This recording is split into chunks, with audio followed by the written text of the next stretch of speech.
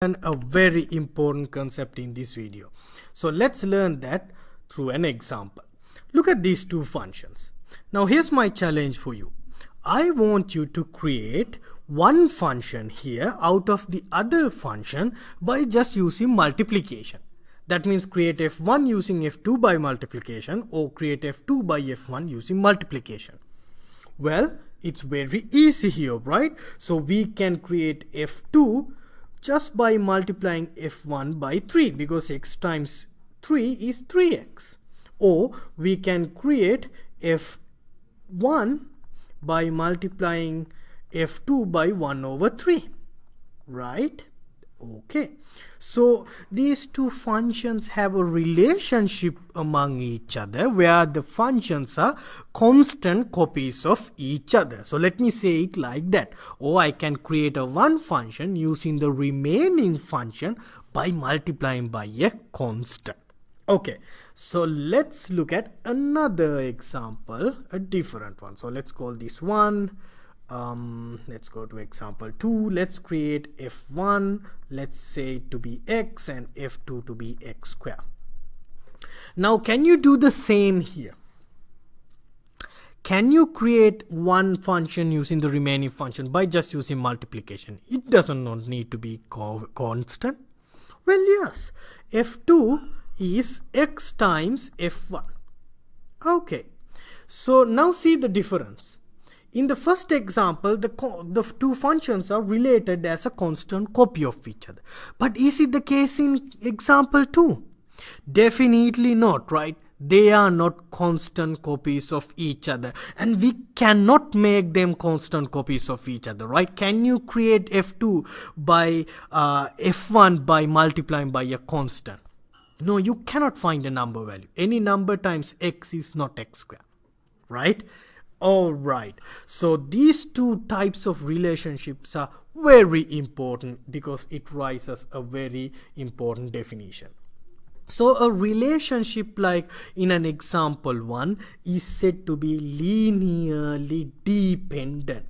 That means these two functions are dependent on each other in a linear manner. So this linear accounts for that constant copy scenario. So when you think about linear, what should come to your mind is a constant copy. Okay, alright. In example 2 type of a relationship, we say, well, they are not definitely copy of each other in a constant manner. So they are independent in a constant relationship, right? So we say that they are linearly independent. These two functions are independent from each other in a linear manner. Linear means accounts for constant. They are not constant copy of each other. Okay, so I'm here only using two functions. Okay, we can generalize this for more than two functions, and we are going to do that. But first we have to understand this. We have to digest this. Now, really, we have to learn the precise mathematical definition. This is not enough. This is not a good way to explain this. This is a better way to understand it, to digest it. But let's look at the mathematical definition. Well, in fact, let's create it by ourselves because we have to use it, so we have to learn it. Alright. Now, being linearly dependent creates something special. Now, before that, let's learn what is a linear combination is. So, a linear combination of a two function means, let's say we have f1 and f2. What I'm going to do is, I'm going to combine these two functions in a linear manner. That means I multiply f1 by a constant, because linear manner means you deal with constants. You multiply f1 by c1, a constant. You multiply f2 by another constant.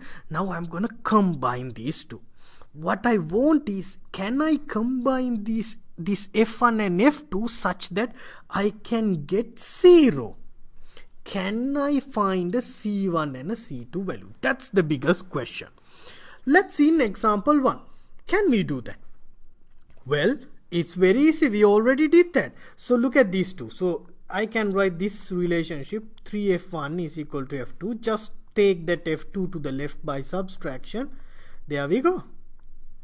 So don't we have the same thing here? Right? So here c1 is like what? Oops, this is f1, 3f1. C1 is 3, C2 is -1, right? So we were able to find some non-zero, that means C1 and C2 are not zero, non-zero coefficient values that can produce 0 when you combine F1 and F2 in a linear manner. Okay, so example 1, good. Let's go to example 2. Now yes, I know example 2 are linearly independent, but that does not mean we can combine them in a linear manner. I mean, someone can multiply x by 5 and someone can multiply x square by 6. Here we go, we combine them in a linear manner. That means we combine the two functions by just multiplying by constant each other. Okay, not each other, each function by constants. Okay. Now the question is, can I find a C1 and a C2 where I multiply them by x and x square respectively? Can I get 0? That's the question. Tell me a C1 and C2 that makes it happen. Think about it. Pause the video and think. Well, you might think no, because you definitely need to have a difference. But no, you can in fact find a C1 and a C2 that works. And it's the only one. There's only one C1 and C2. What is it? C1 0 and C2 0. Okay, so that's the way you can only make it work. You cannot find any other value other than zeros for C1 and C2 that makes this thing happen. So that's the difference between linear dependence and independence. Do you see a difference?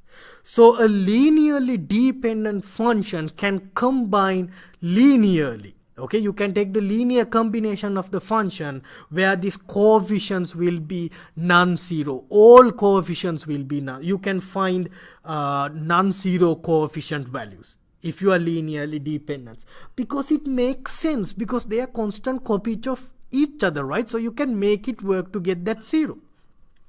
But in a linearly independent set of functions, can you do that?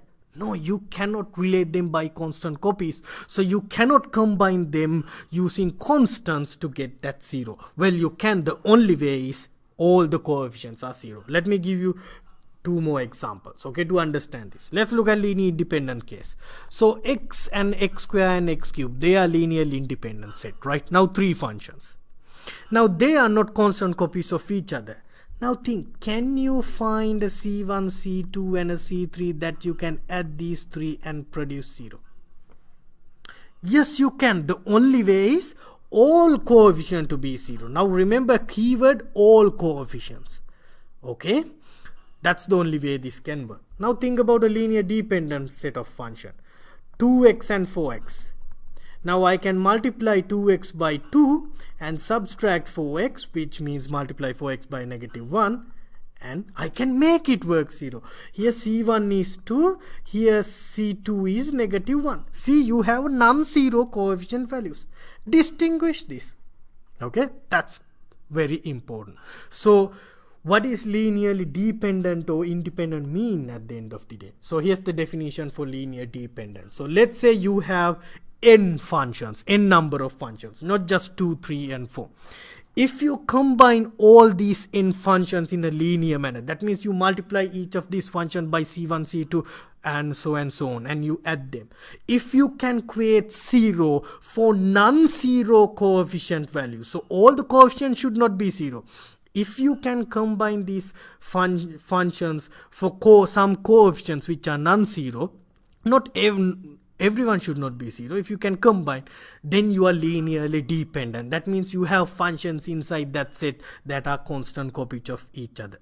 But if the only way you can combine all these n functions, if the only way for all these coefficients to be 0, for all coefficients to be 0, okay, it is very important all coefficients to be 0.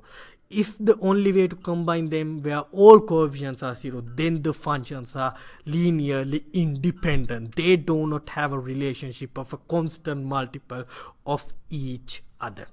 Okay, alright, so that is linear dependent and linear independent means. We are going to see some examples in the next video. Okay, so I'll see you in the next one. Thank you.